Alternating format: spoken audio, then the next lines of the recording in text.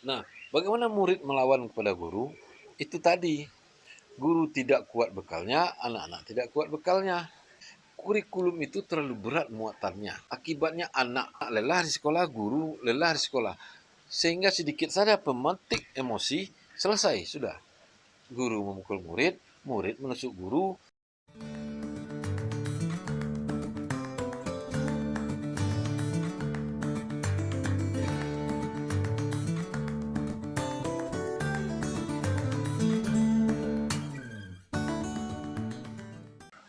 Ada yang sedang viral guru berkelahi di dalam kelas. Tak peduli saya apakah ada hubungan dengan kepala sekolah, salah seorang guru atau tidak. Yang saya perhatikan adalah berkelahi dua orang guru di dalam kelas adalah sebuah tindakan yang tidak bermoral. Namanya saja guru berkelahi di depan anak-anak dari lantai 2 ke lantai 1. Ada yang menangis dan histeris melihat, mana yang dulu menangis dan histeris? Menangis dan histeris dan menangis sama-sama lah. Pokoknya anak-anak peserta didik melihat itu di luar dugaannya. Ada guru mereka yang berkelahi. Itu sesuatu yang tidak baik. Itu noda di dalam dunia pendidikan. Sekolah kehilangan tempat bermain. Sekolah kehilangan orang tua sebagai pendidik. Yang ada adalah hubungan antara lonceng pertama dengan lonceng terakhir.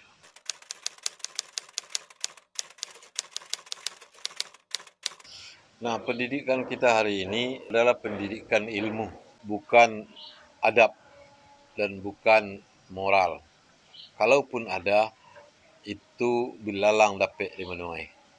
Makanya saya sering bilang, guru itu, saya tidak menyalahkan guru hari ini. Yang saya salahkan adalah sistem pendidikan guru. Makanya dulu ada namanya sekolah pendidikan guru. Guru itu disekolahkan di sekolah guru. Intinya caro jadi guru. Bagaimana seseorang menjadi guru. Itu ada sekolahnya. Sekarang tidak ada sekolah itu. Yang ada adalah sekolah materi apa yang harus dikuasai dan diajarkan di depan kelas. Berbeda itu. Menjadi guru di depan kelas bukan ilmu, tapi keterampilan. Ilmu adalah apa yang diajarkan. Keterampilan itu ada sekolahnya. Namanya sekolah pendidikan guru.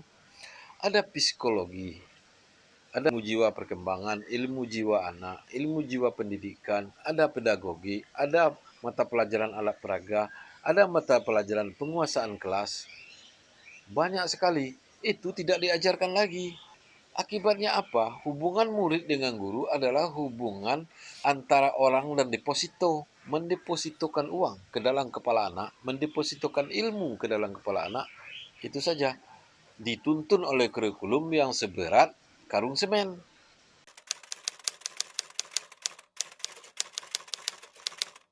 Adalah guru-guru teladan yang kemudian dihambok-hambok oleh negara. Guru adalah pahlawan tempatannya. Dibuatkan lagu. Kalau ada hari guru menyanyi bersama-sama, tapi gajinya kecil. Gajinya kecil, makanya kita itu jangan menghambok guru saja dengan lagu sebagai pahlawan tempatan jasa. Pekerjaannya itu pekerjaan intelektual di dua dobolnya. Orang yang bekerja dengan otak itu gajinya harus lebih besar dari orang yang bekerja dengan otot. Itu teori jajaran genjang.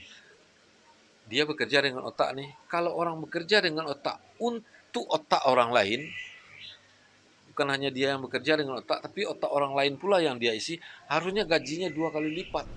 Iyalah, orang bekerja dengan otak, misalnya dia menjadi CEO. Tidak untuk otak dia bekerja, untuk perusahaannya. Gajinya besar daripada manajer di bawahnya, daripada satpam. Ini orang bekerja dengan otak untuk otak, maka gajinya harus besar.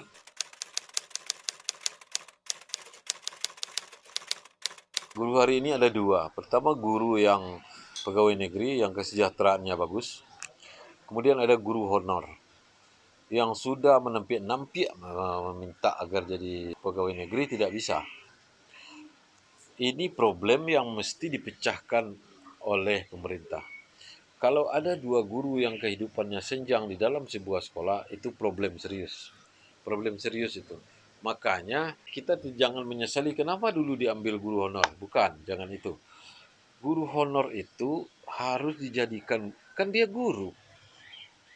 Kehidupannya sudah di sana. Dia sudah bertahun-tahun mengajar.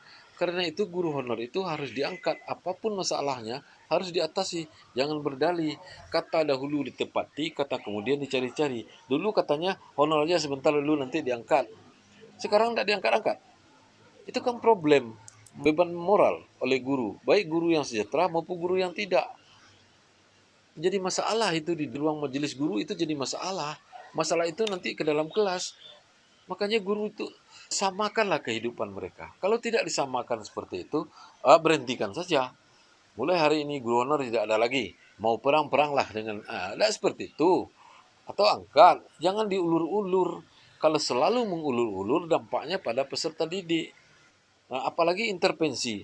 Intervensi soal nilai. Nilai harus bagus, kalau tidak kepala dinas marah, kalau tidak bupati marah, wali kota marah, gubernur marah, nilai provinsi kita turun.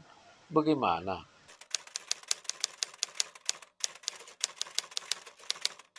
Sikap hedonis orang Indonesia sudah menjalar sampai ke sekolah, pada guru dan pada peserta didik. Ada dulu cara baju seragam antara lain karena untuk menghindari agar jangan mencolok orang kaya dan orang miskin. Peserta didik anak orang kaya jangan orang mansek, jangan taibona anak orang miskin. Kalau baju berbagai-bagai harus seragam, sepatu harus hitam, oke.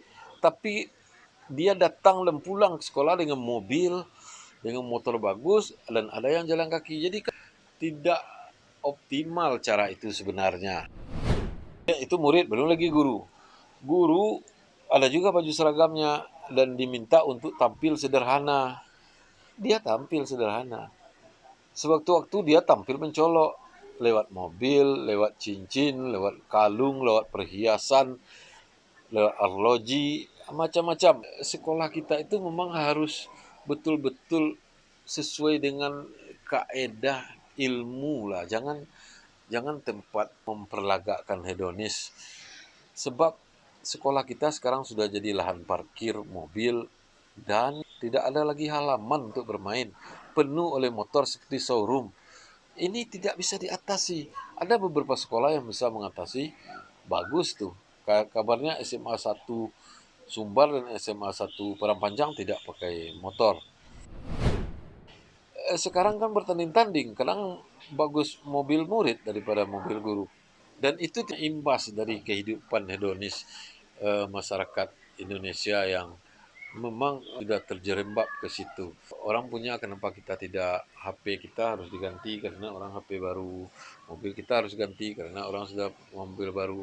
Jadi berlomba-lomba, akibat hampir tidak ada PNS atau guru yang tidak menggadaikan SK-nya ke bank.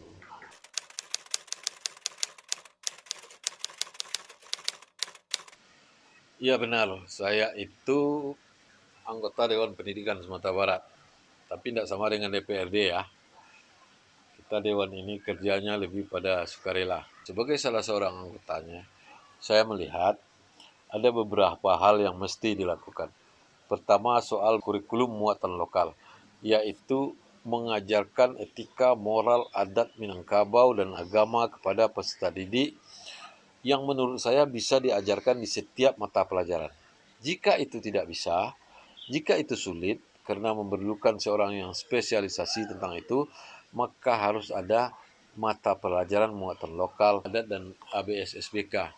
Itu perlu ada karena kebudayaan kita ini mengandung nilai-nilai yang baik.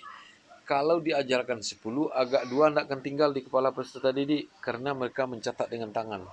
Sesuatu yang dicatat dengan tangan tinggal di kepala.